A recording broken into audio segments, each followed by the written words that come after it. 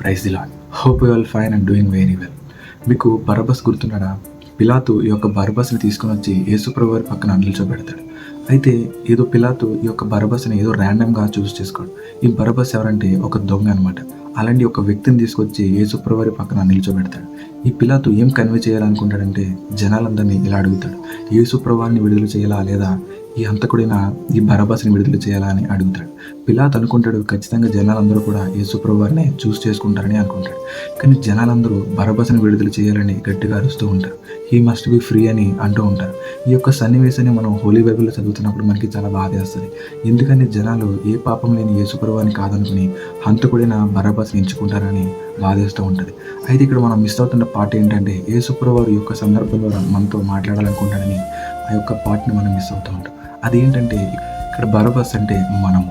ఇక్కడ బరబ్బస్ విడుదలవడం అనేది తనకు తానుగా సంపాదించుకున్నది కాదు. యేసు ప్రభు తన యొక్క స్థానాన్ని మార్చుకుని తనకు బదులుగా అప్పగింపబడి తను శిక్షణ అనుభవిస్తున్నాడని దీనికి అర్థము. బరబ్బస్ అంటే అరమిక్ భాషలో తండ్రి మరియు కుమారుడు అని అర్థము.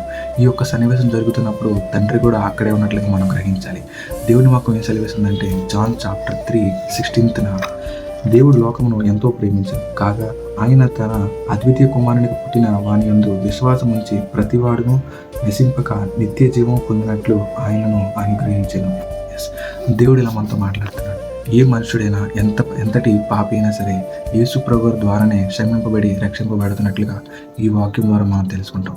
ఇంకా దేవుడు సిలువ వేయబడక ముందే తండ్రి ఇక్కడ మనందరినీ క్షమించి రిలీజ్ చేసినట్లుగా ఈ యొక్క సన్నివేశం ద్వారా దేవుడు మనతో మాట్లాడుతున్నాడు. మనం రక్షణ పొందడం అనేది ఏదో మన గొప్ప కాదండి. ఇక్కడ యేసుప్రభు వారు మనకు బదులుగా ఆయన శిక్ష అనుభవించినట్లుగా మనం అర్థం చేసుకోవాలి. ఇక్కడ మనం కూడా ఒక బరబ్బస్ అని మనం జ్ఞాపకం చేసుకోవాలి. To all my brothers and sisters, hope you got it and follow Jesus.